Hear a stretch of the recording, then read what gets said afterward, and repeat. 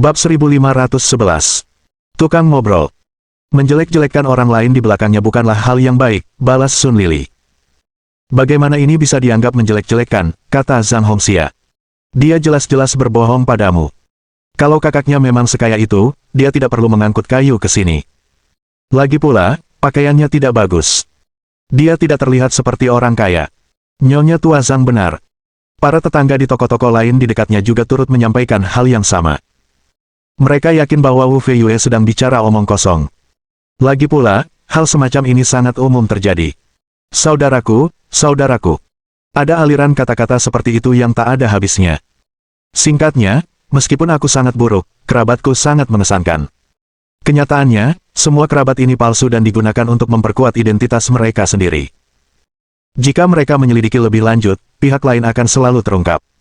Kamu sama sekali tidak peduli dengan Wu Feiyue. Dia bukan orang seperti itu. Siapa yang meminta pendapatmu? Sun Lili mengumpat. Saat mereka membujuk Sun Lili, mereka tiba-tiba melihat lampu depan mobil di kejauhan. Tanpa sadar, mereka memalingkan kepala untuk menghindari silau agar tidak silau. Namun, tak lama kemudian, semua orang menyadari bahwa mobil dengan lampu jauh yang menyilaukan telah berhenti di depan mereka. Dan itu adalah mobil sport.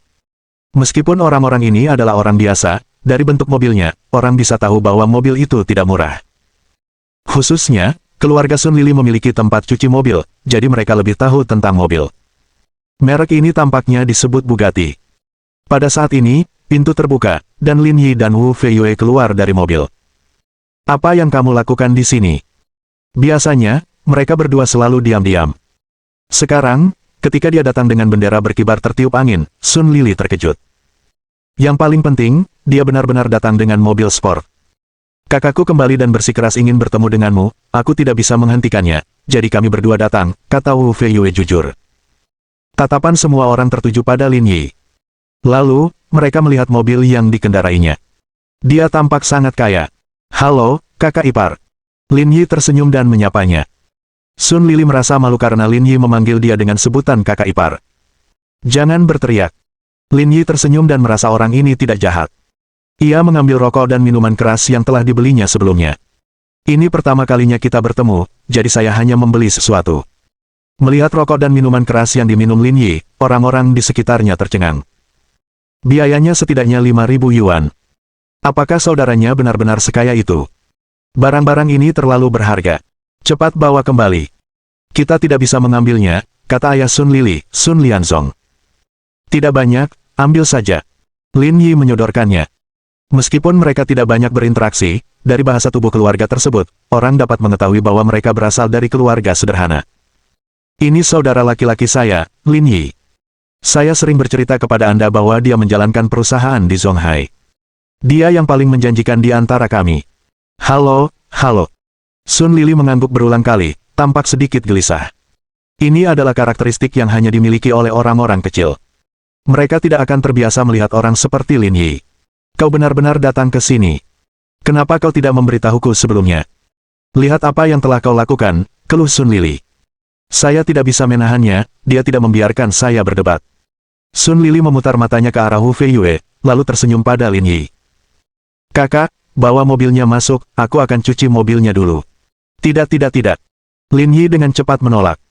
Bagaimana aku bisa membiarkanmu membersihkan mobilku? Kakak laki-laki bagaikan ayah, dan kakak ipar bagaikan ibu. Lin Yi memahami prinsip ini. Dia hanya mengatakannya saat dia menyebutkan bahwa mobilnya perlu dicuci. Apa salahnya? Tidak perlu terlalu spesifik. Itu juga tidak akan berhasil.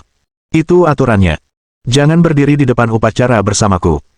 Putriku, kita benar-benar tidak bisa mencuci mobil ini, kata Sun Lianzong. Kamu harus mencucinya di tempat profesional. Lihat catnya. Sekilas saja sudah ketahuan kalau catnya masih bagus. Mata Sun Lianzong menampakkan tatapan penuh cinta. Tidak ada lelaki dari segala usia yang dapat menahan pesona mobil super. Sama seperti bagaimana seorang pria bisa berpikiran kotor pada usia berapapun. Anak muda, mobilmu tidak murah, kan? Harganya lebih dari 10 juta yuan, kan?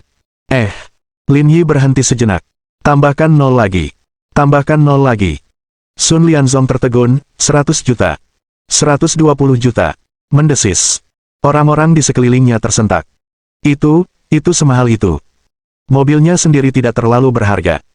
Hanya saja mobil ini edisi terbatas. Hanya ada satu di dunia, jadi harganya agak mahal. Hanya satu di dunia. Orang-orang di sekitarnya mulai memandang Lin Yi secara berbeda. Baru saat itulah dia menyadari bahwa adik laki-laki Wu Feiyue sebenarnya bukan orang biasa. Kalau tidak, dia tidak akan mampu membeli mobil sebagus itu. Kami benar-benar tidak bisa mencuci mobil sebagus itu. Kami bahkan tidak berani mengambilnya darimu. Tidak ada yang istimewa. Kelompok itu segera mulai berbicara seperti orang cerewet. Bahkan dengan kemunculan Lin Yi dan Wu Feiyue yang tiba-tiba, Sun Lili masih mencoba membawa mereka pergi. Dia bermaksud mencari tempat bagi mereka untuk duduk dan mengobrol, tetapi sayangnya, ini adalah daerah pinggiran kota, dan tidak ada kedai kopi atau tempat serupa di sekitar. Namun, Sun Lili sangat rendah hati. Ia mentraktir Lin Yi es loli dan minuman bersoda, lalu mengobrol riang dengannya hingga lewat pukul 10 malam sebelum berkendara pulang. Lin Yi juga bersiap melaporkan situasi tersebut kepada ibunya. Keesokan paginya, Lin Yi yang mengantuk dibangunkan oleh Ji Qingyan. Jam berapa sekarang? Sudah lewat jam 8. Kurasa sarapan sudah siap. Ji Qingyan buru-buru bangun untuk memakai bajunya. Kalau sudah siap, silakan saja. Aku makan nanti. Lin Yi membalikkan badan dan bersiap untuk tidur lagi. Jika kamu tidak bangun, Ibu Wang akan memarahi kamu dan datang untuk mengambil selimutmu. Jangan khawatir, dia tidak akan mengatakan apapun tentangmu, sama seperti tidak ada seorang pun yang bisa mengatakan apapun tentang kemampuanku. Ji Qingyan menutup mulutnya dan tertawa, tapi kita harus bangun, masih banyak hal yang menunggu kita hari ini. Bukankah kamu seharusnya pergi bersama Ning Yue untuk melihat gaun pengantin dan Xiu He hari ini? Dia ada sesuatu yang harus dilakukan hari ini, jadi kami menjadwalkannya ulang untuk besok. Ji Qingyan menyisir rambutnya dengan jari. Ayo kita lihat rumah hari ini. Kalau ada waktu, kita lihat bajunya nanti sore. Jangan buang waktu. Cepat bangun. Tidak perlu sarapan. Aku akan bangun setelah kamu makan. Jika kamu tidak bangun, aku akan meminta Ibu Wang untuk melepas selimutmu. Hei, orang seperti apa kamu? Lin Yi bangun dengan enggan, lalu menyegarkan diri dan sarapan. Ia pergi bersama Ji Qingyan ke kantor penjualan Yunsan International di Yangcheng. Aku sudah cek online, dan kurasa lokasi dan semuanya cukup bagus, kata Ji Qingyan sambil memegang lengan Lin Yi. Kamu bisa lihat lagi. Kalau kamu tidak keberatan, kita pilih yang ini. Ayo pergi. Saat mereka sampai di depan kantor penjualan, mereka berdua mendorong pintu hingga terbuka dan masuk. Semua orang di kantor tanpa sadar menoleh. Namun, pada saat ini, tiba-tiba terdengar suara yang mencurigakan. Lin Yi. Bab 1512. Beri mereka harga yang lebih murah. Mendengar seseorang memanggil namanya, Lin Yi menoleh ke arah suara itu dan melihat seorang wanita mengenakan seragam. Wanita itu berusia 20-an. Rambutnya diikat, dan ia mengenakan setelan bisnis hitam. Ia tampak cerdas dan cakap. Melihat penampilan wanita itu, Lin Yi merasa dia tampak agak familiar, seolah-olah dia pernah melihatnya di suatu tempat sebelumnya. Setelah berpikir sejenak, dia berkata, Yang Liu, kalian berdua saling kenal. Ji Qingyan bertanya tanpa sadar. Teman sekelasku waktu SMA, aku tidak menyangka akan bertemu dengannya di sini. Teman sekelas SMA. Ji Qingyan menatap Lin Yi dalam-dalam. Jangan bilang dia cinta pertamamu. Waktu sekolah dulu, aku murid yang baik, tidak peduli dengan dunia luar, dan hanya fokus belajar. Bagaimana mungkin aku terlibat dalam hal yang begitu berantakan? Dengan otakmu, jika kamu hanya fokus belajar, kamu mungkin bisa masuk sekolah yang sama denganku, kata Ji Qingyan. Kurasa kau menghabiskan waktumu dengan gadis-gadis lain saat sekolah dulu. Kalau tidak, tidak akan ada siswi yang mengenalimu setelah sekian tahun. Aku tampan dan kaya. Apa ini juga salahku? Ya, itu semua salahmu. Saat itu, gadis bernama Yang Liu berjalan ke arah Lin Yi. Apakah kamu di sini untuk mencari rumah? Lin Yi melirik papan nama di dadanya. Dia adalah konsultan penjualan di Yunsan International. Ya, kami datang untuk mencari rumah. Yang Liu menilai Lin Yi dan Ji Qingyan. Dia tidak dapat menahan perasaan sedikit emosional. Saat dia masih sekolah, dia pernah menulis surat cinta kepadanya, tetapi dia mengabaikannya. Awalnya dia lupa akan hal itu, tetapi saat dia melihat Lin Yi hari ini, dia tiba-tiba mengingatnya. Kudengar kamu sudah tinggal di Zonghai sejak lulus. Kenapa kamu kembali ke Yangcheng untuk membeli rumah? Apa Zonghai terlalu menekan? Saya hanya membeli rumah. Ini tidak ada hubungannya dengan tekanan. Hehe. Yang Liu terkekeh dan tidak mengatakan apa-apa lagi.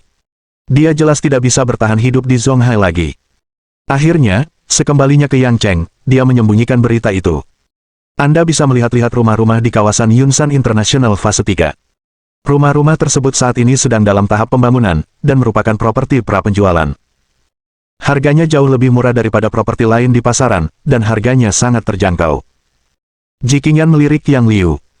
Sebelumnya, dia tidak terlalu memperhatikannya, tetapi dari cara bicaranya, dia merasa Yang Liu meremehkan Lin Yi. Yang kecil, apakah kamu kenal kedua klien ini? Orang yang berbicara adalah seorang pria berusia 30-an. Ia berpakaian rapi dan berkacamata, memancarkan kesan berkelas. Namanya Zhou Ping, dan dia adalah ketua tim 1.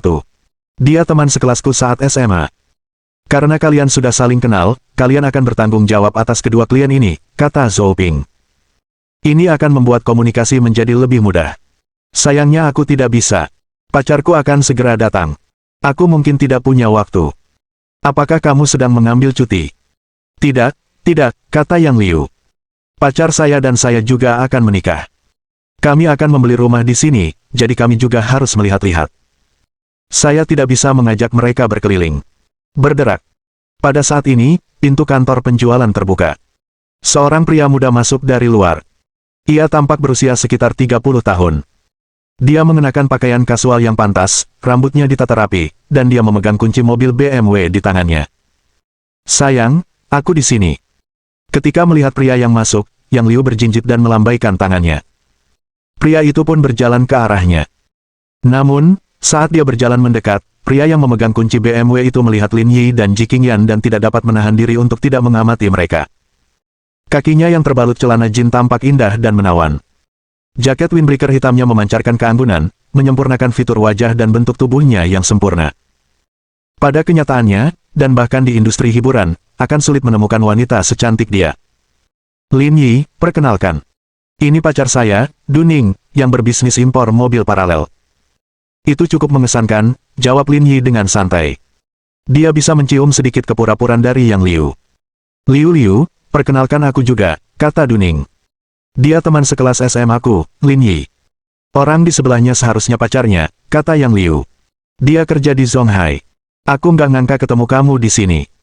Mengapa kamu kembali ke Yangcheng untuk membeli rumah saat kamu bekerja di Zonghai? Menurutmu lebih mudah mendapatkan tempat di sana, kata Yang Liu. Tekanan di Zonghai sangat tinggi, dengan harga apartemen biasa yang mencapai jutaan. Itu bukan tempat yang cocok untuk orang biasa. Kalau tidak bisa bertahan di sana, bukankah membeli rumah di Yangcheng adalah hal yang wajar? Kamu benar. Di Yangcheng, kamu bisa membeli rumah bagus dengan beberapa juta yuan. Memang jauh lebih murah daripada di Zonghai. Meskipun nada bicara Yang Liu tidak jelas, Lin Yi dapat mendeteksinya dengan jelas. Apa aku menyinggungmu? Kenapa kamu bertingkah begitu keren sejak pertama kali muncul? Baiklah, Lin Yi, kita juga akan melihat-lihat rumah itu. Aku tidak akan bicara denganmu lagi. Dengan itu, Yang Liu menatap pemimpin timnya, Zhou Ping, dan berkata, Ketua tim, saya tidak punya waktu untuk menanganinya. Silakan cari orang lain untuk menerimanya. Lakukan saja tugasmu. Kebetulan aku sedang tidak ada pekerjaan. Aku akan mengurus kedua pelanggan ini. Bawa mereka ke area tahap ketiga. Harga rumah di sana relatif lebih murah. Lalu, beri mereka diskon dan turunkan uang muka. Kalau tidak, biayanya akan besar. Aku tahu apa yang harus dilakukan. Jangan khawatir, kata Zhou Ping. Tapi apakah kalian juga akan melihat pengembangan tahap ketiga? Ini benar-benar nilai yang cukup bagus jika kalian berencana membeli rumah baru. Kami akan menikah tahun depan, kami tidak sabar menunggu rumah kami. Yang Liu tersenyum dan berkata, Lagi pula, keluarga pacar saya cukup kaya. Dia tidak perlu mengambil pinjaman untuk membeli rumah seluas 200 meter persegi. Kami tidak perlu membeli rumah tahap ketiga. Baiklah, silakan. Aku akan membawa kedua klien ini untuk melihat-lihat. Zhou Ping menghela napas.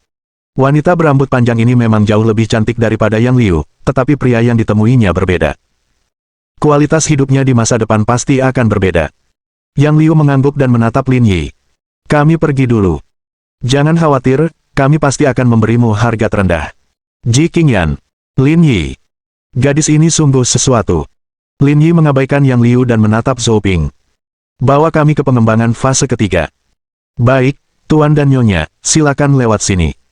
Mengikuti arahan Zhou Ping, Lin Yi dan Ji Qingyan berjalan mendekat. Bukankah kita berencana membeli villa? Buat apa repot-repot mencari apartemen biasa? Kakak laki-lakiku baru saja punya pacar baru, dan menurutku dia cukup baik. Mereka sudah tidak muda lagi, dan jika semuanya berjalan lancar, paling lambat, mereka akan mempertimbangkan untuk menikah dalam 2 tahun ke depan. Aku ingin membelikan mereka apartemen sebagai hadiah. Bukankah itu agak tidak pantas, kata Ji Qingyan. Kamu membeli villa untuk Ning Yue, dan kamu memberi kakak apartemen biasa. Dia bahkan mungkin tidak menerima apartemen biasa, apalagi villa, kata Lin Yi. Kalau tidak, dia tidak akan bekerja sebagai sopir truk sekarang. Bab 1513. Kami ingin melihat villa-villa. Kau benar.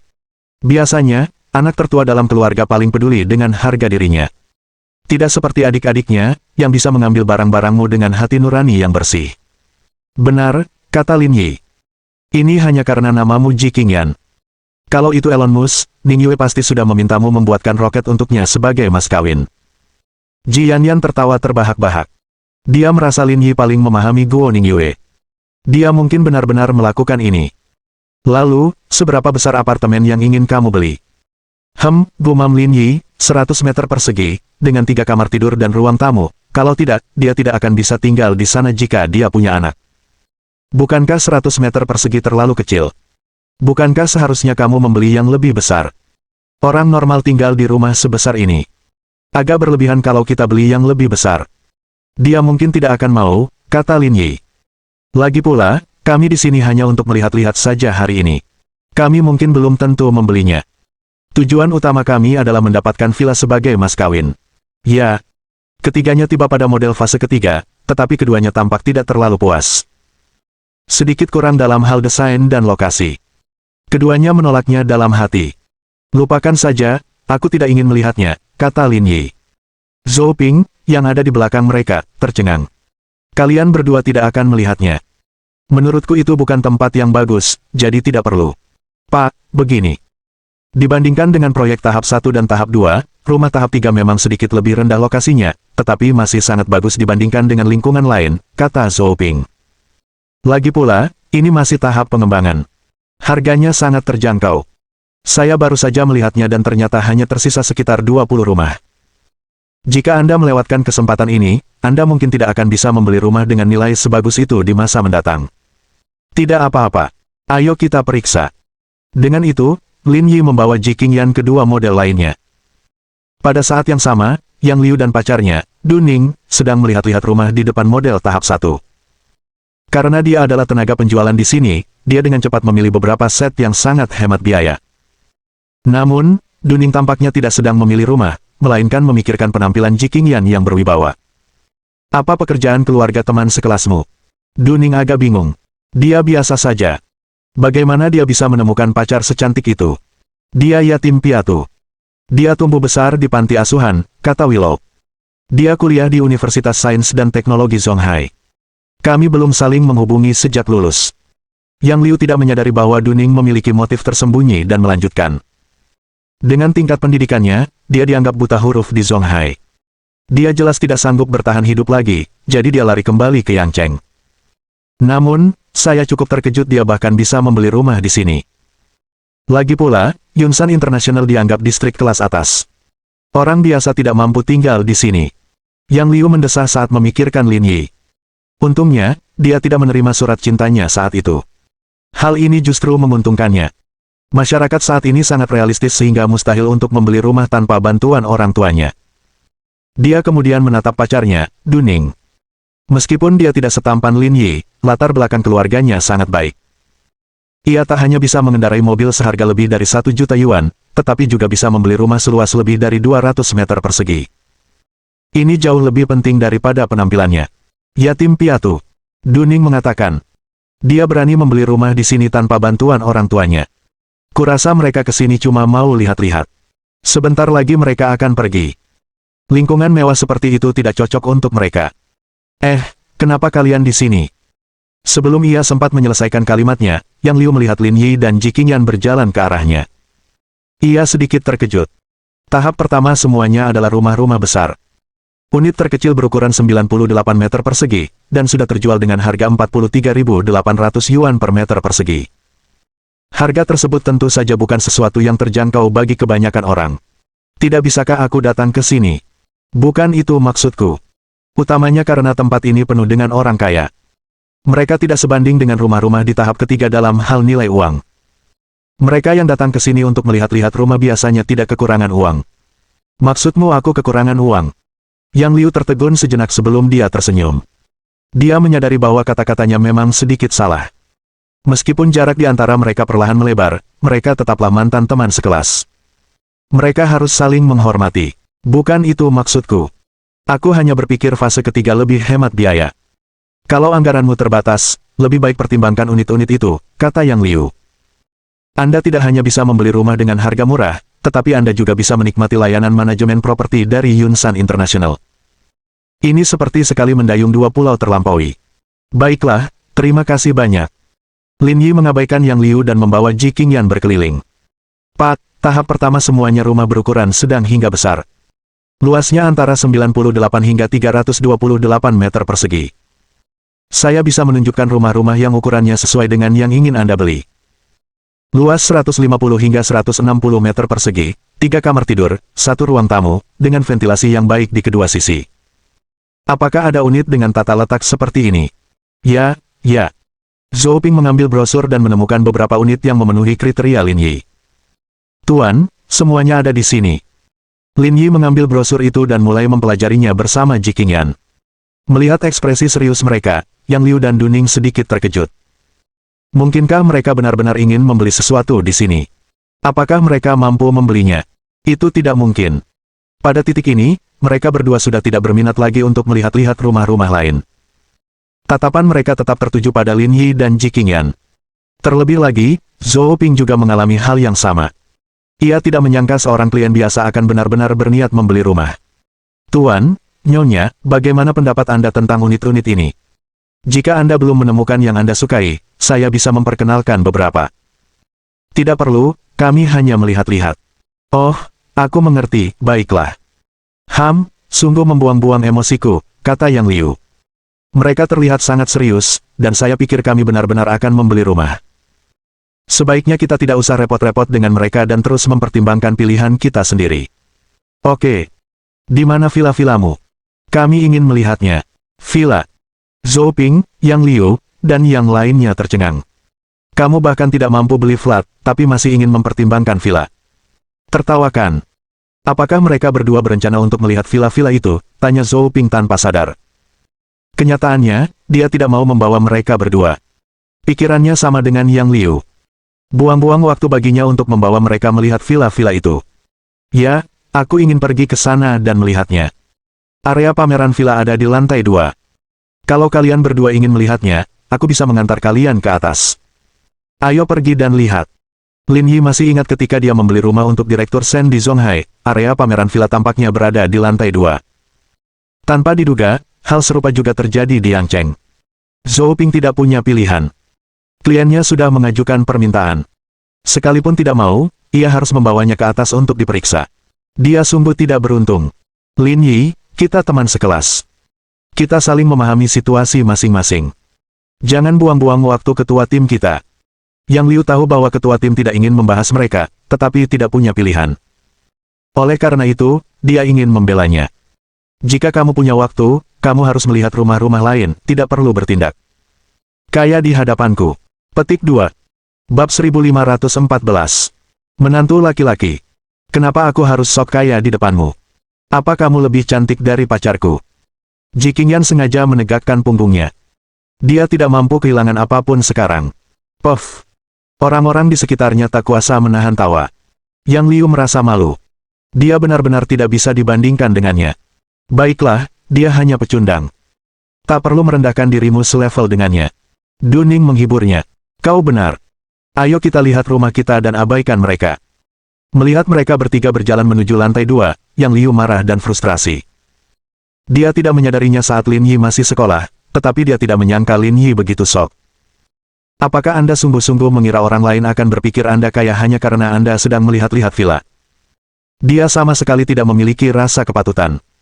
Setelah konflik kecil antara kedua belah pihak berakhir, Yang Liu dan pacarnya terus melihat unit-unit di lantai pertama. Jadi villa-villanya ada di lantai 2, gumam Duning. Aku ingat pernah menyebutkan hal ini kepadamu sebelumnya, kata Yang Liu. Mengapa kamu bertanya tentang ini? Waktu aku kesini tadi, coba tebak apa yang kulihat di tempat parkir dekat pintu, tanya Duning misterius. Apakah kamu melihat tembakan besar? Bukan orang, tapi mobil. Apa istimewanya mobil? Tanya Yang Liu dengan acuh tak acuh. BMW seri 7 Anda bernilai lebih dari 1 juta yuan. Berapa banyak mobil yang lebih baik dari milik Anda? Konon katanya perempuan berambut panjang dan rabun jauh. Benar sekali, kata Duning. Kalau mobilnya biasa, apa aku bakal segembira ini? Jangan lupa keluarga kita juga pakai impor paralel. Aku tahu. Makanya aku merasa aneh. Bukankah kau sering melihat mobil mewah seharga jutaan? Kenapa kau begitu misterius? Tanya Yang Liu. Lagi pula, bukankah kamu penggemar mobil? Kamu sudah melihat mobil dari berbagai ukuran. Kenapa kamu begitu bersemangat sekarang? Disitulah kamu salah. Aku belum pernah melihat mobil itu sebelumnya. Ini pertama kalinya aku melihatnya, kata Duning. Lagi pula, semua mobil di dealer mobil kami jika digabungkan tidak seberharga mobil itu. Yang Liu sedikit terkejut. Saya ingat Anda pernah bercerita bahwa harga mobil di dealer Anda mencapai lebih dari 70 juta yuan. Memangnya ada mobil semahal itu? Tentu saja, Bugatti La Voiture Noire dibanderol 120 juta yuan. Hanya ada satu di dunia, kata Duning bersemangat. Kudengar mobil itu dibeli oleh seorang taipan misterius begitu keluar dari pabrik. Kupikir itu taipan asing, tapi aku tak menyangka dibeli oleh kami, orang Huaxian. Kami benar-benar kaya. Mobil senilai 120 juta. Yang Liu juga sedikit terkejut. Dia pernah melihat orang membeli rumah seharga 120 juta yuan, tetapi dia belum pernah melihat orang membeli mobil seharga 120 juta yuan. Mungkin dia salah satu taipan papan atas. Kalau tidak, siapa yang mau menghabiskan begitu banyak uang untuk membeli mobil? Itulah sebabnya saya berdiri di depan mobil dan mengambil beberapa foto dalam perjalanan ke sini, kata Duning. Kurasa taipan misterius itu datang untuk membeli rumah di sini, tapi aku tidak melihatnya di lantai bawah. Dia mungkin sedang melihat-lihat villa di lantai 2. Tentu saja. Kalau dia bisa mengendarai mobil sebagus itu, kenapa dia harus beli apartemen, kata Yang Liu. Baiklah, jangan bahas yang lain. Kita lihat rumah-rumahnya dulu. Ya. Hati-hati, Tuan Lin, perhatikan langkahnya. Saat mereka berdua sedang memilih rumah, mereka melihat Zhou Ping berjalan bersama Lin Yi dan Ji Qingyan. Pada saat yang sama, hal itu menarik perhatian Yang Liu dan Duning. Bukankah kamu pergi melihat villa? Kenapa kamu turun begitu cepat, gumam Duning? Villa-villa kami di Yanshan International tergolong terkenal di Yangcheng. Harganya bisa mencapai 200 hingga 300 juta yuan, apalagi karena baru dibangun pada paruh kedua tahun ini. Beberapa harga pasarannya bahkan mencapai 780 juta yuan. Harga segitu saja sudah cukup untuk membuat mereka ketakutan setengah mati. Memang. Saat ini, mereka bertiga sudah berjalan ke pintu. Sudut mulut Zhou Ping hampir mencapai telinganya. Parlin, ini nomor telepon saya. Kalau Bapak perlu beli rumah nanti, hubungi saja saya. Saya pasti akan mengajukan penawaran harga terbaik untuk Bapak. Ketua tim, sudah cukup. Saya rasa mereka tidak akan datang lagi di masa mendatang, kata Yang Liu. Rumah-rumah Yanshan International kami tidak seperti sayuran. Tidak semua orang mampu membelinya. Apa yang sedang kamu bicarakan? Zhou Ping memerintahkan, cepat dan minta maaf kepada Tuan Lin. Mengapa aku harus meminta maaf padanya? Tuan Lin baru saja membeli villa nomor 1 kita seharga 780 juta. Tidakkah sebaiknya Anda minta maaf? Saya membeli villa nomor 1. Yang Liu tertegun dan berteriak. Ketua tim, apa katamu? Dia membeli villa King milik Yunsan International kita. Benar. Uangnya sudah ditransfer ke Departemen Keuangan. Kamu tidak percaya? Tercengang. Tercengang. Yang Liu dan Duning membeku di tempat, tidak dapat menerima kenyataan bahwa Lin Yi telah membeli villa itu. Kamu, bukankah kamu datang ke Yangcheng untuk membeli rumah karena kamu tidak bisa bertahan hidup di Zonghai lagi? Kenapa kamu masih? Siapa bilang aku tidak bisa bertahan hidup di Zonghai? Tanya Lin Yi. Saya datang ke sini untuk membeli rumah sebagai mas kawin untuk adik perempuan saya. Apa hubungannya ini dengan kelangsungan hidup saya? Begitu kata-kata ini diucapkan, semua orang terkejut. Dia membeli sebuah villa senilai 780 juta yuan sebagai mas kawin untuk saudara perempuannya. Apakah semua orang kaya seperti ini ketika mereka menikah? Tunggu apa lagi? Zhou Ping mendengus lagi. Cepat minta maaf pada Tuan Lin. Lin Yi, maafkan aku, aku tidak tahu. Kamu tidak tahu betapa kayanya aku, kan? Aku minta maaf. Lin Yi menggelengkan kepalanya tanpa daya dan berjalan keluar dari kantor penjualan sambil melingkarkan tangannya di pinggang Ji Qingyan. Cepat dan kirim Tuan Lin pergi, kata Zhou Ping dengan penuh kebencian. Kalian kan teman sekelas. Apa kalian tidak ingin menyimpan sumber daya sebesar itu? Ya. Aku mengerti. Mengikuti jejak Zhou Ping, Yang Liu bergegas mengikutinya, mengantar Lin Yi dan Ji Qingyan keluar dari kantor penjualan. Namun, pada detik berikutnya, Yang Liu dan Duning tercengang lagi.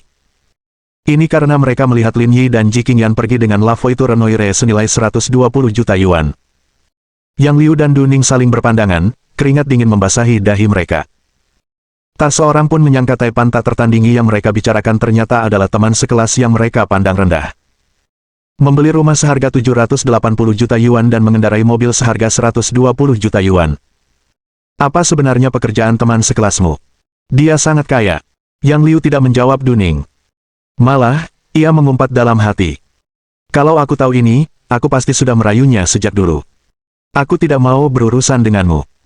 Di bawah tatapan iri orang lain, Lin Yi pergi bersama Ji Qingyan. Mau kemana kamu sore ini? Tanya Lin Yi. Kita akan pergi ke Taigu Hui untuk membeli pakaian untuk Ibu Wang dan Paman Zhao. Kamu bisa membeli baju untuk ibuku, tapi ayahku bilang dia tidak akan menghadiri pernikahannya. Yah, itu tidak bisa dibiarkan. Sekalipun dia enggan, dia harus pergi. Kalau begitu, aku punya pertanyaan, kata Lin Yi. Saat kita menikah, apakah calon ayah mertuaku akan hadir? Tentu saja dia akan melakukannya, dan aku yakin dia akan sangat gembira. Benarkah? Apa dia tidak akan sedikit pun tidak setuju? Sama sekali tidak. Keluargamu di Yangcheng, dan keluarga kami di Zonghai. Kalau kamu menikah denganku, rasanya seperti keluarga kita dapat menantu, jadi ayahku pasti senang. Bab 1515. Orang kaya sejati. Tiba-tiba aku merasa seperti aku mendapat bagian yang kurang. Ji Qingyan berbalik dan menyentuh wajah Lin Yi sambil tersenyum. Kalau kamu merasa diperlakukan tidak adil, keluarga kami bisa memberimu hadiah. Kalau kamu tidak mau tinggal di pavilion Jiushu, aku bisa membeli rumah lain atas namamu. Bagaimana menurutmu? Apakah kamu ingin anak itu diberi nama seperti namamu? Aku tidak mempermasalahkannya, jawab Ji Qingyan dengan puas. Tapi kamu bisa pakai nama belakangku. Kamu mulai nakal. Lin Yi mencubit wajah lembut Ji Qingyan. Wajahnya seperti bola ketan. Rasanya sangat nyaman disentuh, mirip dengan bagian tubuh tertentu. Baiklah, berhenti main-main. Fokus mengemudi. Baik, Pak. Setengah jam kemudian, Lin Yi pergi ke Taigu Hui. Sebagai tempat paling makmur di Yangcheng, Taigu Hui tak pernah kekurangan orang kaya. Ada banyak wanita cantik, mobil mewah di mana-mana, dan banyak orang mesum. Saat itu, sebuah Ferrari 488 berhenti di pintu masuk tempat parkir. Seorang pemuda berambut abu-abu menjulurkan kepalanya keluar jendela mobil. Orang di depan boleh ngalah. Kamu belum pernah lihat mobil super, kan? Kamu nggak sadar kalau kamu menyebalkan banget. Setelah dimarahi pemilik mobil, orang-orang yang mengelilinginya untuk mengambil foto semuanya mundur dengan kesal. Kasihan sekali mereka, pecundang. Mereka tampak seperti belum pernah melihat dunia. Yah, kamu punya mobil seharga lebih dari 4 juta yuan. Mobil itu langka di Yangcheng. Orang-orang ini tentu saja iri. Kata gadis berkaki panjang yang duduk di kursi penumpang. Tapi aku kesal kalau lihat orang-orang ini. Kalau aku nggak keluar bareng kamu hari ini, aku nggak akan bawa mobil ini. Kalau cat mobilku sampai tergores, hatiku pasti sakit. Hehe, terima kasih, sayangku. Gadis berkaki panjang itu mencium anak laki-laki itu. Tapi aku suka rasanya dikelilingi. Biarlah mereka iri. Benar. Mereka mungkin tidak akan melihat mobil sebagus itu berkali-kali seumur hidup mereka.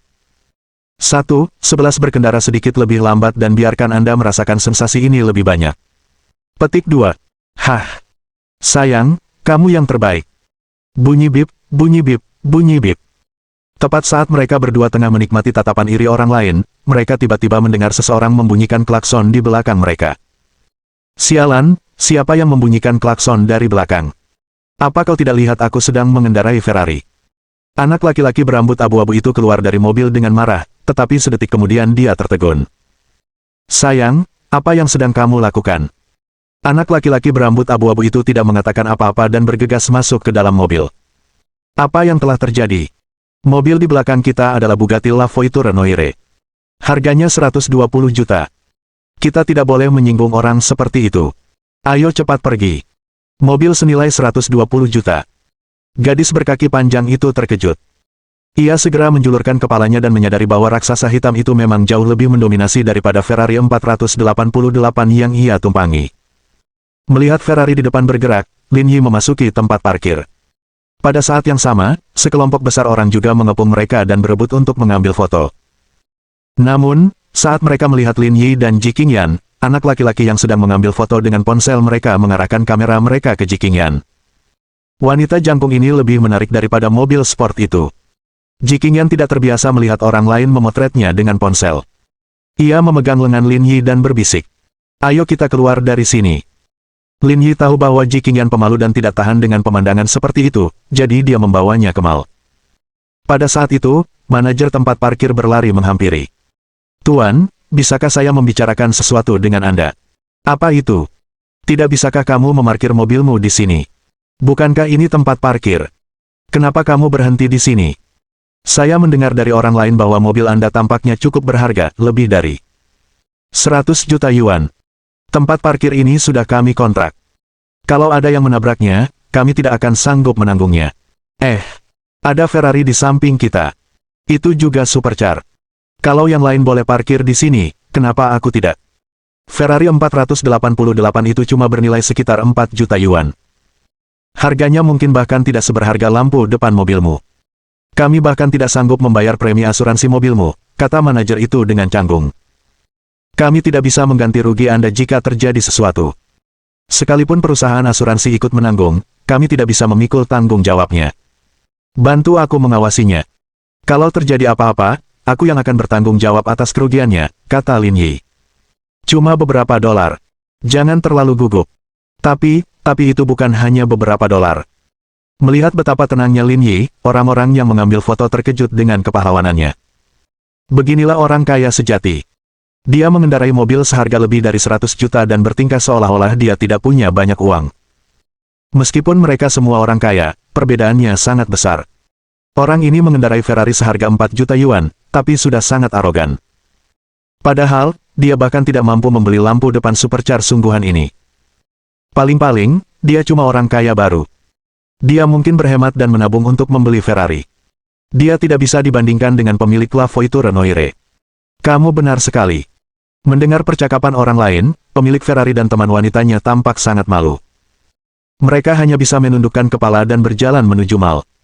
Karena mereka sedang membeli pakaian untuk Wang Cuiping dan Zhao Guanfu, mereka berdua tidak sengaja mengunjungi merek-merek internasional, melainkan pergi ke butik. Kamu punya visi ke depan. Dengan bentuk tubuh ibuku, kita mungkin tidak akan bisa membeli ukuran yang pas untuknya kalau kita pergi ke toko pakaian internasional itu. Jin Qingyan terkekeh. Aku juga berpikir begitu. Kamu juga memikirkannya. Lin Yi terkejut. Aku akan bilang ke ibuku saat kita kembali kalau kamu bilang dia gemuk. Kenapa kamu begitu jahat? Ji Qingyan mencubit Lin Yi. Kalau kamu berani mengadu, aku nggak akan tinggal sama kamu lagi. Mereka berdua berbelanja selama lebih dari 1 jam dan memilih gaun merah panjang untuk Wang Cuiping. Gaun itu agak mirip Chongsam. Desainnya sederhana dan elegan. Yang terpenting, gaun itu terlihat sangat meriah di tubuhnya. Kemudian, ia memilih setelan jas biru tua untuk Zhao Guanfu. Dengan ini, ia telah menyelesaikan misi utama hari itu, tetapi belum berakhir. Masih ada puluhan anak di panti asuhan, dan ia masih harus membeli pakaian untuk mereka. Namun, berbelanja untuk mereka jauh lebih mudah. Lin Yi sudah menyusun strategi. Untuk anak-anak yang lebih muda, Anda bisa pergi ke Adidas dan Nike, membelikan mereka baju dan sepatu di sana, dan mereka akan mudah merasa puas. Anak-anak mudah dipuaskan. Sedangkan untuk anak-anak yang lebih besar, Anda harus lebih bijaksana.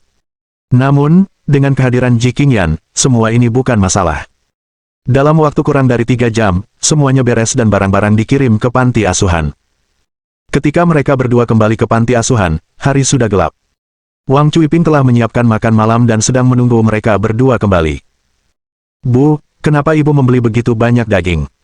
Lin Yi bertanya saat dia pergi ke dapur untuk membantu menyajikan hidangan. Gadis itu, Ning Yue, memanggil beberapa teman baiknya. Katanya dia ingin mendekorasi ruang pernikahan. Dia sedang sibuk mengurus mereka di lantai atas, kata Wang Cuiping.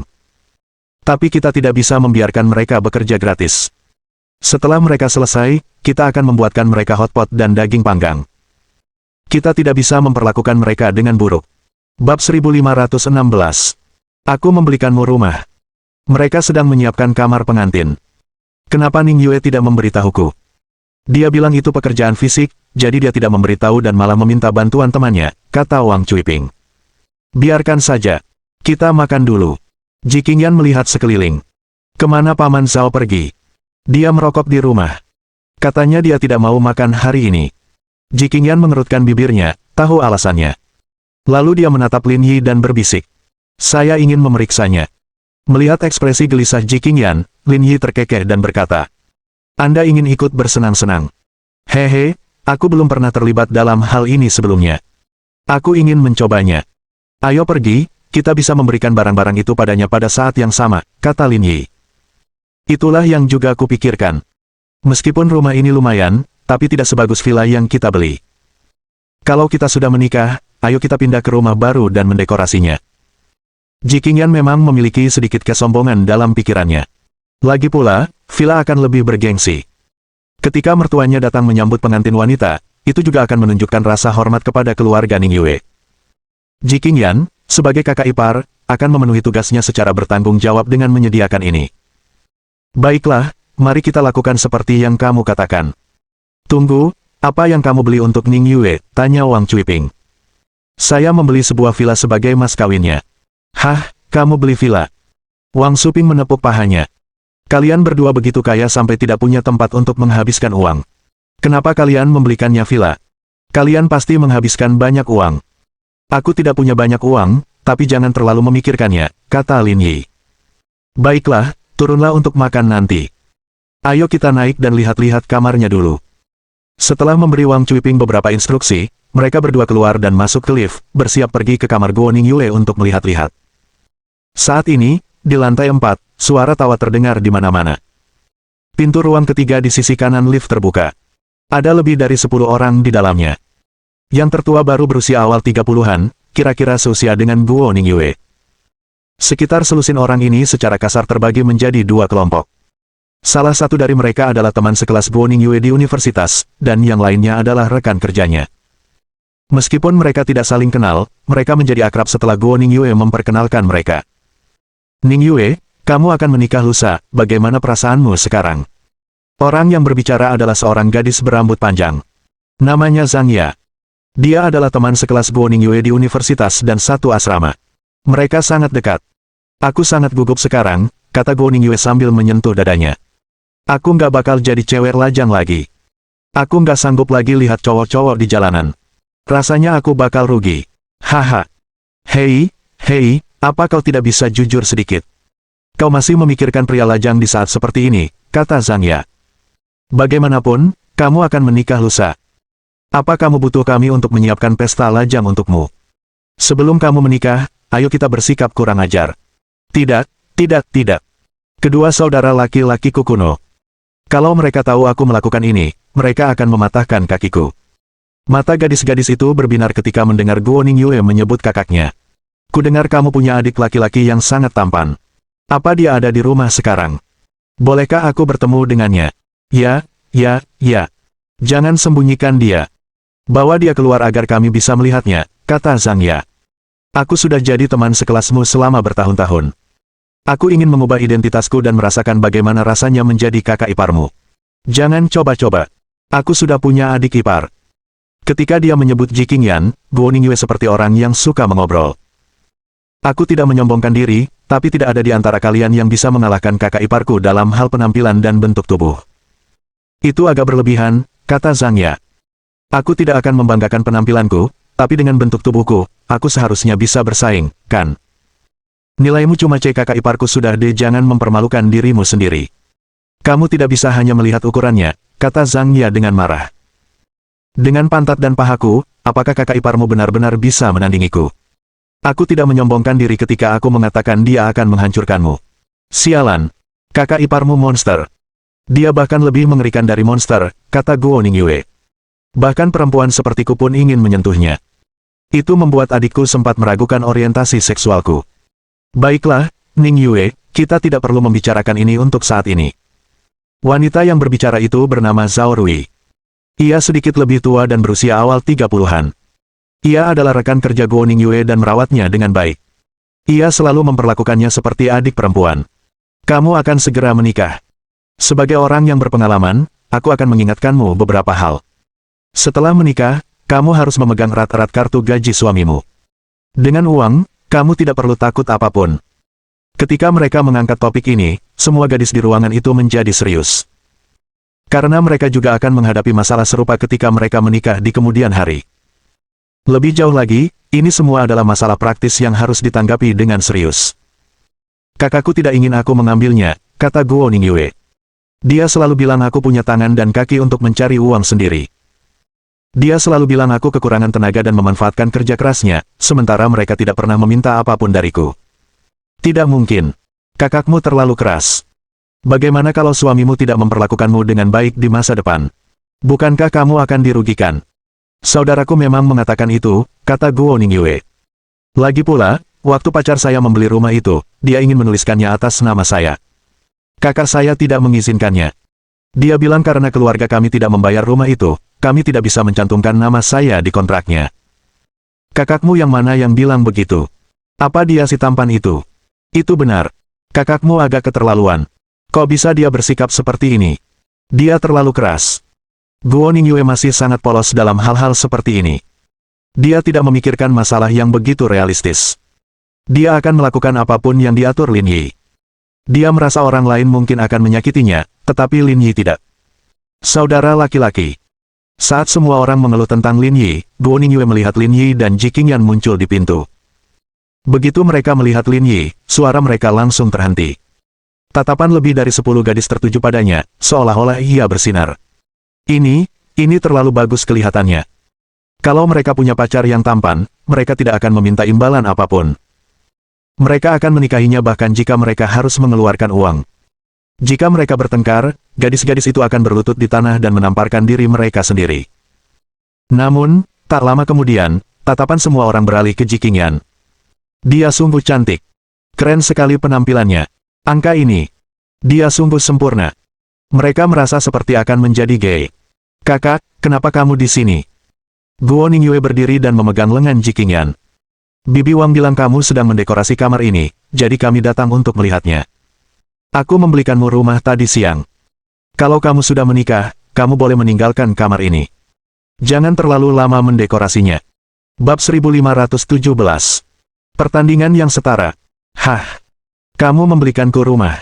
Sebelumnya, dia hanya bercanda. Dia tidak pernah menyangka kakak dan iparnya akan benar-benar membelinya.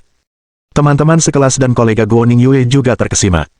Tidak peduli rumah yang mana, sungguh mengesankan bisa membeli rumah sebagai mas kawin. Kamu akan menikah. Kami berdua harus membelikanmu sesuatu untuk mas kawinmu. Ji Qingyan menyerahkan akta kepemilikan kepada Guo Ningyue, dan yang lainnya mendekat, ingin melihat rumah itu. Villa Yunsan. Semua gadis berseru serempak. Awalnya, mereka mengira akan lebih baik jika dia bisa mendapatkan rumah seluas beberapa puluh meter persegi. Mereka tidak menyangka Lin Yi akan memberinya villa. Selain itu adalah Villa Yunsan yang terkenal di Yangcheng. Kakak, pasti mahal banget, kan? Jangan khawatir soal harganya, kata Lin Yi, kakak iparmu sudah memilihkannya untukmu. Bawa saja tasmu dan pindahlah ke sana. Seharusnya kau bisa percaya seleranya, kan? Tentu saja.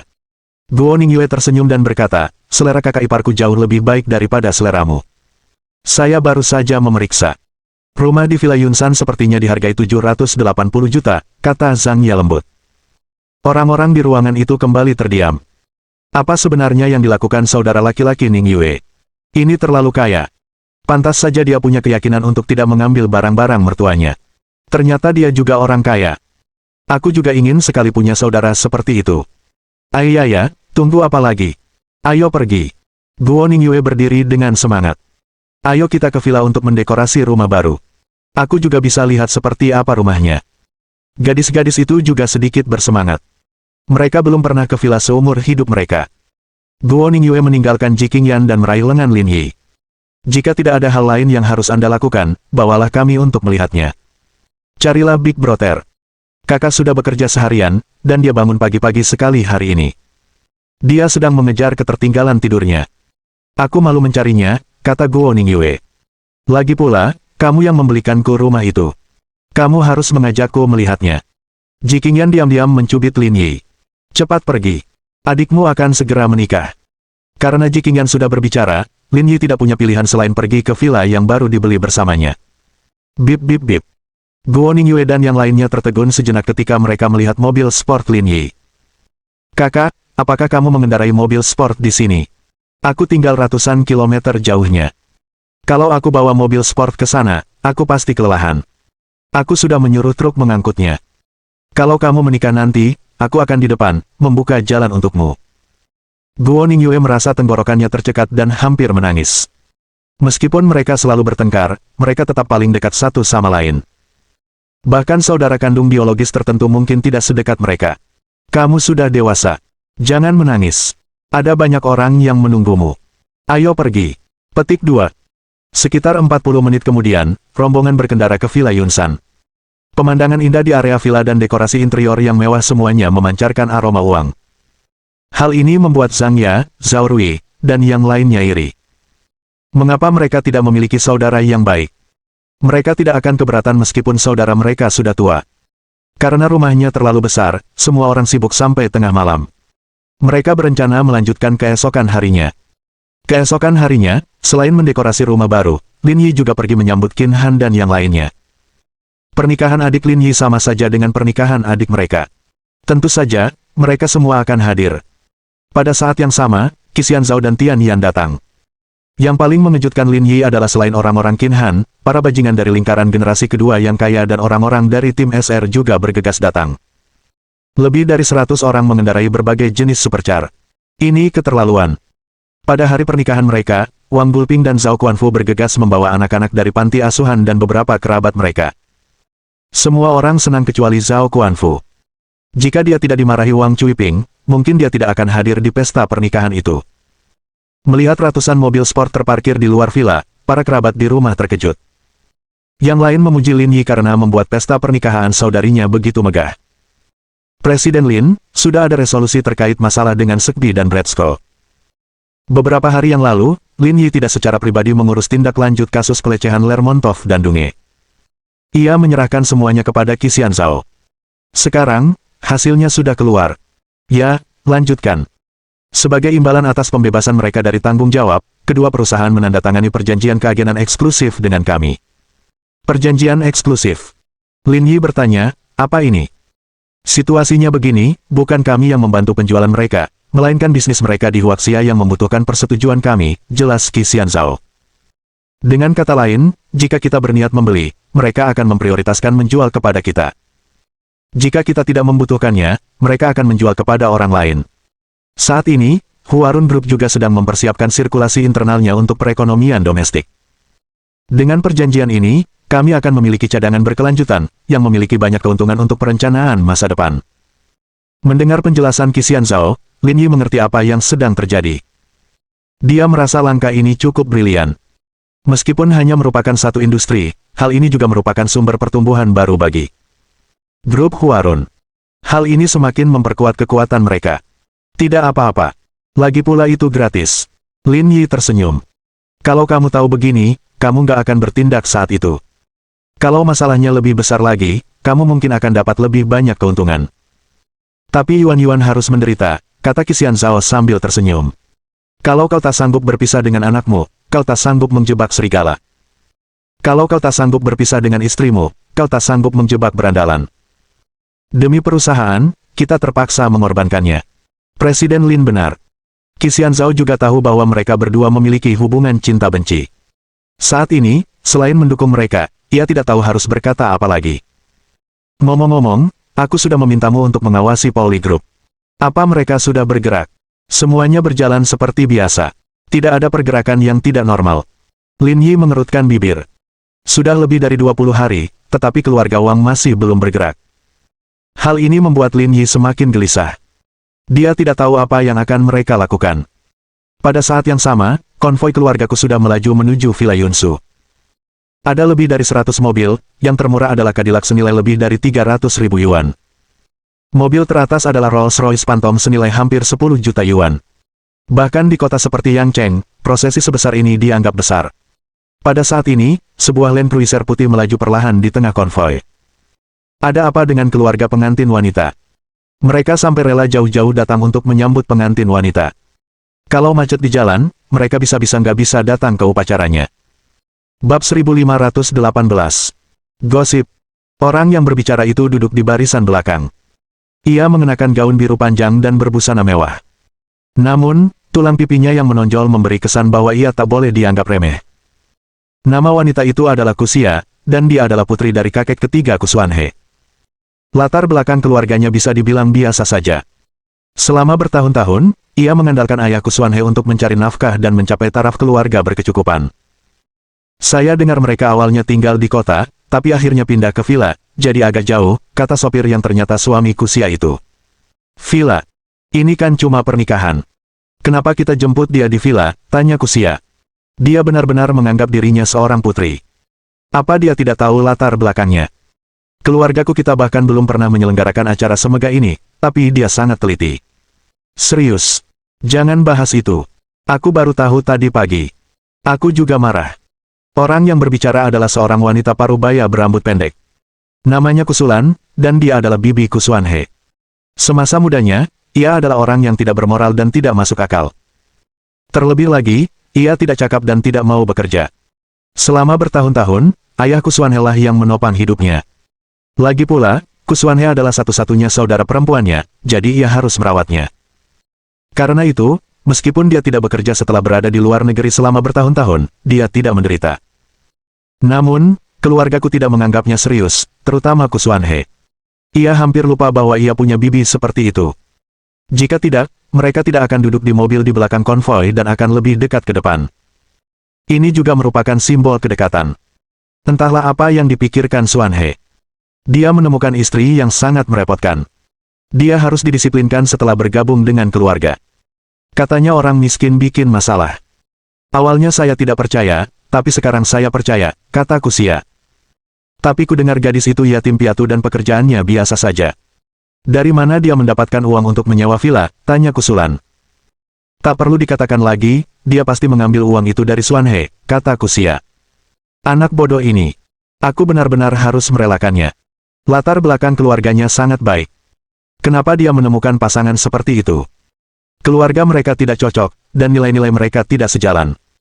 Pasti akan jadi masalah bagi mereka untuk hidup bersama di masa depan. Bukan apa-apa. Wanita seperti Will itu berbahaya. Dia sangat licik. Kurasa dia kemungkinan besar mengincar uang keluargaku. Suanhe itu anak yang polos. Dia mungkin akan menipunya nanti, kata Kusulan. Aku juga merasakan hal yang sama, kata Kusia. Nanti kalau kita ketemu lagi, aku harus bicara baik-baik dengannya dan menjelaskan aturan keluargaku. Kita tidak boleh membiarkannya berpikir untuk bergabung dengan keluargaku dan memanfaatkan kita. Orang-orang di dalam mobil berbicara satu demi satu. Mereka tidak memperlakukan Guo Ningyue sebagai menantu keluargaku. Mereka semua bersikap seolah-olah sedang menghadapi musuh besar. Dari kelihatannya, mereka sepertinya tidak akan pergi ke pesta pernikahan. Mereka lebih mirip pergi berperang. Apa yang terjadi di depan matanya adalah persis apa yang dikhawatirkan Ji Qingyan. Dari segi latar belakang keluarga saja, Guo Ningyue jelas tidak sebaik Kusuanhe. Setelah menikah dengan keluargaku, dia pasti akan diganggu, itulah sebabnya dia memberi mereka villa terlebih dahulu agar mas kawinnya cukup untuk membungkam keluargaku. Jika mereka berani menindas Ningyue, mereka harus memikirkan saudara laki-lakinya dan saudara iparnya terlebih dahulu. Mobil melaju perlahan selama 20 menit sebelum mereka tiba di area Villa Yunsan. Ketika mereka melihat interior villa yang mewah, Kusulan dan Kusia tidak bisa tetap tenang. Villa ini biayanya lebih dari 10.000 yuan sehari, kata Kusia dengan gembira, seolah-olah uang itu berasal dari kantongnya sendiri. Sungguh malang bagi anggota keluargaku untuk menemukan istri seperti ini, kata Kusulan. Ini semua salah Suanhe karena terlalu polos. Dia langsung jatuh ke perangkap gadis kecil itu begitu dia berhubungan dengannya. Anak bodoh ini membuatku sangat khawatir. Tak lama kemudian, konvoi tiba di Villa 1. Orang-orang yang datang menjemput sang pengantin begitu terkejut dengan pemandangan di depan mereka hingga mereka tidak bisa menutup mulut. Ratusan mobil sport berwarna-warni terparkir di kedua sisi jalan. Lamborghini, Ferrari, Porsche, Koenigsegg Agra R, Aston Martin, McLaren. Bahkan dapat dikatakan bahwa mobil apapun yang ada di pasaran dapat ditemukan di sini. Itu bahkan lebih megah dari pameran mobil. Di dalam mobil, Kusulan dan Kusia saling berpandangan, terkejut dengan pemandangan ini. Apa yang terjadi? Tanya Kusulan. Bukankah wanita itu yatim piatu? Bagaimana dia bisa menemukan begitu banyak mobil bagus? Mungkin disewa, kata Kusia. Agensi pernikahan zaman sekarang sangat bagus. Asal punya uang, mobil apapun bisa dicari. Itu mungkin saja, kata suami Kusia. Kalau cuma 1 atau 2 supercar yang datang, mungkin karena teman-teman. Tapi, sekarang sudah banyak sekali supercar yang ada. Harganya bisa jutaan dolar. Mustahil menemukannya lewat koneksi.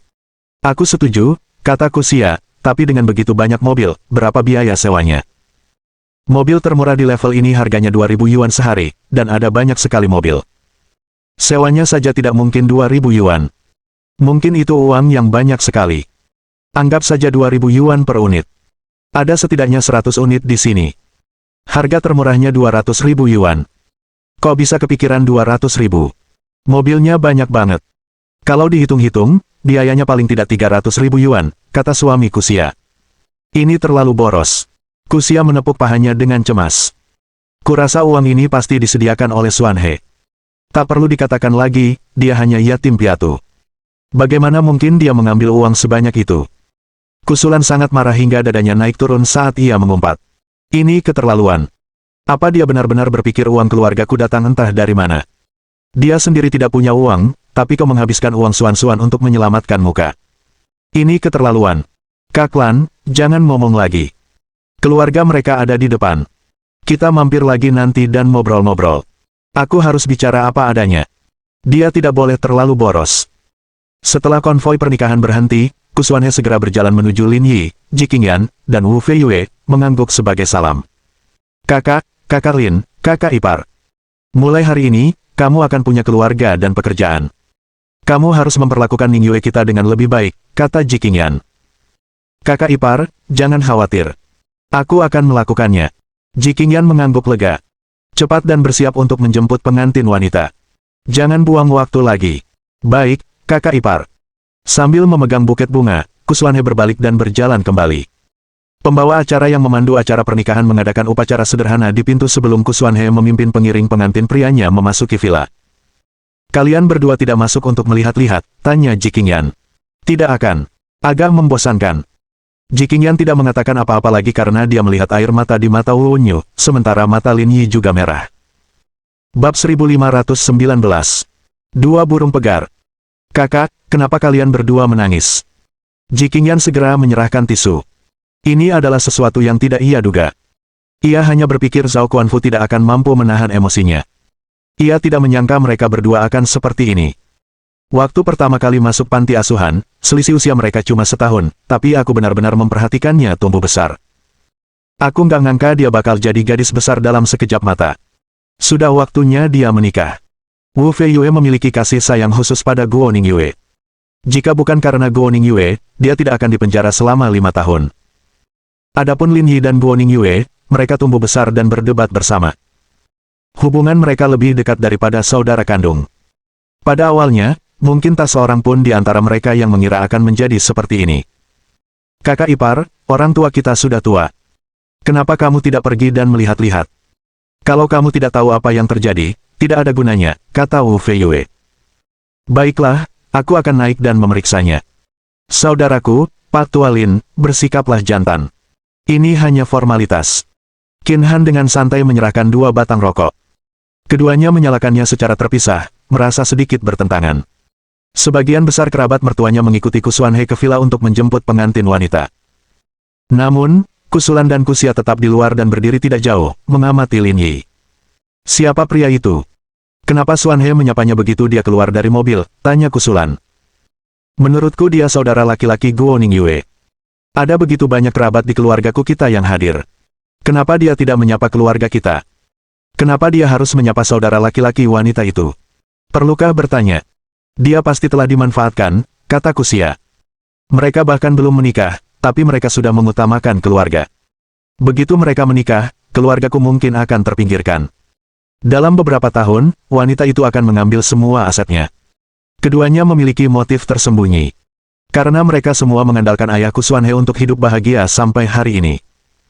Tanpa bantuan keluargaku, siapa yang tahu kehidupan seperti apa yang akan mereka jalani. Karena itu, mereka tidak tahan melihat hal seperti itu terjadi. Kalau tidak, mereka akan tamat. Ayo kita ngobrol dengan pria itu. Dia tidak bisa berpikir bahwa hanya karena adiknya menikah dengan Xuanhe, dia bisa berbuat sesuka hatinya di masa depan, kata Kusulan. Kalau suasana hatiku sedang bagus, mungkin aku akan memberinya sedikit hadiah. Kalau suasana hatiku sedang buruk, aku akan membuatnya berlari sejauh mungkin. Ayo pergi sekarang. Lin Yi dan yang lainnya merokok, menunggu upacara berakhir sebelum menuju ke hotel. Namun, pada saat ini, Kusulan dan Kusia berjalan mendekat. Wu Feiyue mengamati mereka berdua dan tersenyum. Kalian berdua pasti saudara ipar kami. Kedua anggota keluargaku juga memandang Wu Wenyu dan mengabaikannya, tetapi malah menatap Lin Yi. Kamu adalah saudara laki-laki Guo Ningyue. Lin Yi tidak menanggapi mereka berdua dengan serius pada awalnya, tetapi dari nada bicara Kusulan, sepertinya ada sesuatu yang salah. Pada hari pernikahan, meskipun Anda tidak bersikap hormat, kedua keluarga tetap harus bersikap sopan. Begitu mereka muncul, ia berbicara dengan nada bertanya. Apa maksudnya ini? Qin Han dan dua orang lainnya juga merasa ada yang tidak beres dengan kedua wanita ini, jadi mereka pun memusatkan perhatian pada mereka. Ada apa? Ada sesuatu yang ingin aku katakan kepadamu sebelumnya. Kusulan menyilangkan tangannya di depannya dan berkata, apa menurutmu menyenangkan menghabiskan begitu banyak uang untuk membuat pertunjukan semegah ini? Tidakkah menurutmu itu mubazir? Lin Yi tercengang, begitu pula yang lainnya. Apakah kedua orang ini gila? Ini tidak ada hubungannya denganmu. Bagaimana apanya? Melihat Lin Yi berbicara padanya dengan sikap seperti itu, Kusulan sangat marah. Uang untuk villa dan mobil semuanya dibayar oleh keluargaku kami. Harganya setidaknya 300.000 yuan. Beraninya kau membuat pernyataan konyol seperti itu. Apa kau pikir hanya karena adikmu sudah naik tangga sosial keluargaku, kalian semua akan bisa naik ke surga? Kukatakan saja, selama masih ada orang berakal sehat seperti kami di sekitarmu, jangan pernah berpikir untuk menuruti kemauanmu. Kami tidak akan membiarkanmu mengambil sepeser pun dari keluargaku, kata Kusia. Menghadapi tuduhan tersebut, peserta lain di pesta pernikahan itu tidak mengatakan apapun. Mereka tidak optimis dengan pernikahan ini. Lagi pula, mereka memang tidak cocok. Lagi pula, pria ini boros dan boros. Mungkin dia punya niat lain dalam mengatur pernikahannya. Adegan ini juga menjadi kesempatan bagus untuk memperjelas segalanya. Lin Yi tercengang oleh mulut mereka yang seperti senapan mesin. Rasanya seperti dua burung pegar berceloteh tiada henti, seperti mereka yang sakit jiwa. Kamu bilang villa dan mobil itu disewa oleh keluargakumu. Apa lagi? Apa itu milikmu? Tuduh Kusulan, apa kau sanggup membelinya? Kusuanhe tidak buruk, tapi kenapa dia punya saudara terbelakang sepertimu? Tanya Lin Yi. Tidak adakah seorang pun yang memberitahumu apa yang sedang terjadi? Aku tidak peduli apa yang terjadi. Aku hanya ingin memberitahumu bahwa aku tahu persis apa yang kamu pikirkan, kata Kusulan. Apapun yang kau katakan, keluargaku kita adalah keluarga besar. Kita sudah bertahan bertahun-tahun dan telah melihat berbagai macam masalah. Anak nakal sepertimu ingin mengincar uang keluargaku kita. Kau hanya bermimpi. Lin Yi menggerakkan pergelangan tangannya dan merasakan sedikit gatal. Namun, pada saat ini, Wu Feiyue menghentikannya dan berkata dengan wajah datar. Begini, adik laki-lakiku membeli villa ini untuk mahar adik perempuanku. Mobil-mobil ini semua milik teman-temannya yang datang dari Zonghai untuk mendukungnya. Ini tidak ada hubungannya dengan keluargakumu. Tolong pahami dulu apa yang terjadi sebelum kau bicara. Mendesis. Para mertua yang datang menghadiri pesta pernikahan itu semuanya terkejut. Dialah yang membeli villa itu. Mobil-mobil ini milik teman-temannya. Kusulan dan Kusia juga tercengang. Saudara laki-laki pengantin wanita benar-benar kaya. Kamu, kok bisa kaya gitu? Kenapa aku tidak bisa? Tanya Lin Yi. Uang keluargaku bahkan tidak cukup untuk membeli salah satu mobilku. Tapi, kamu bilang adikku tertarik dengan uang keluargamu. Keduanya saling memandang, tidak tahu harus berbuat apa. Mereka tidak tahu bagaimana menghadapi situasi canggung seperti itu. Apa yang sedang kamu lakukan? Tepat saat suasana membeku, teriakan halus tiba-tiba terdengar. Itu adalah saudara perempuan Kusuanhe, Kubing, yang berjalan keluar dari villa. Ia sedang sibuk menjemput pengantin wanita ketika tiba-tiba mendengar seseorang mengatakan bahwa saudara laki-laki dan ipar pengantin wanita sedang bertengkar. Ketika keluar, ia menyadari bahwa mereka berdualah yang sedang bertengkar. Bingbing ada di sini. Ketika mereka melihat Kubing, mereka berdua menghampirinya. Ada apa ini? Pria ini bilang dia membeli villa itu dan mobilnya milik temannya. Benarkah itu? Apa lagi? Kalau dia tidak membelinya, apa kau yang membelinya? Tanya Kubing dingin. Bab 1520. Angin dan Kemuliaan. Setelah konfirmasi Kubing, keduanya berharap dapat menemukan tempat untuk bersembunyi. Mereka mengira mertua baru mereka sedang berusaha menaiki tangga sosial, tetapi mereka tidak menyangka bahwa orang yang benar-benar menaiki tangga sosial adalah keluarga mereka. Tuan Lin, saya benar-benar minta maaf. Kubing menyisir rambutnya dan meminta maaf. Mereka hanya tokoh-tokoh marginal di keluargaku. Ada banyak hal yang belum kuceritakan pada mereka. Itulah kenapa mereka jadi bahan tertawaan. Tidak apa-apa, pernikahan lebih penting. Lin Yi melambaikan tangannya dengan murah hati, apakah semuanya berjalan baik di dalam? Mereka baik-baik saja.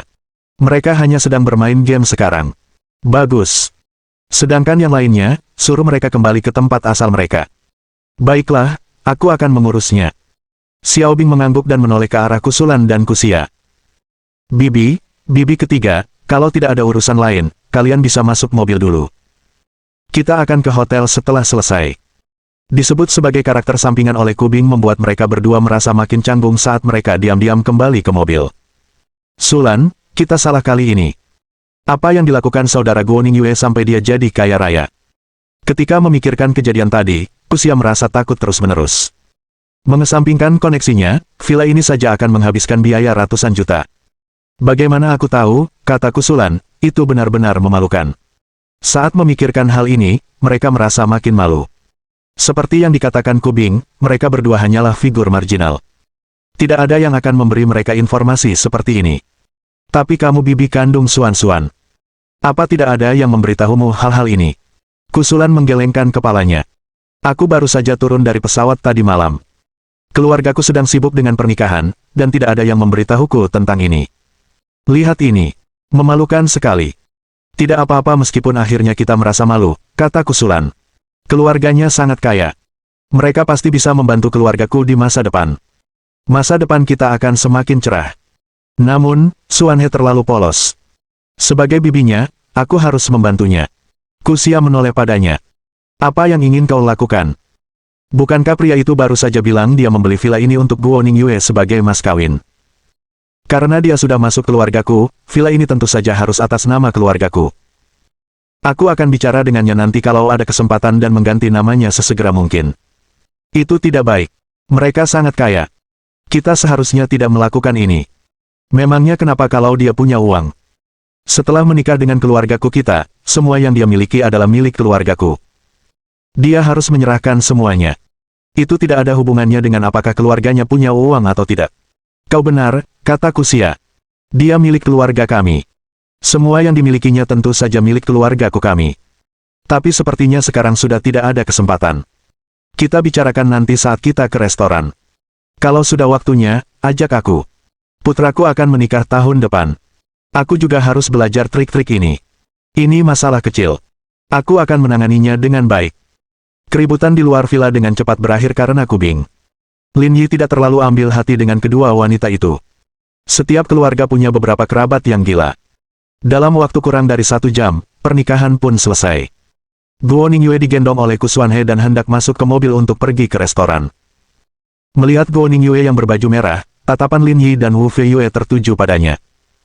Lin Yi tiba-tiba teringat apa yang dikatakan Ji Qingyan sebelumnya.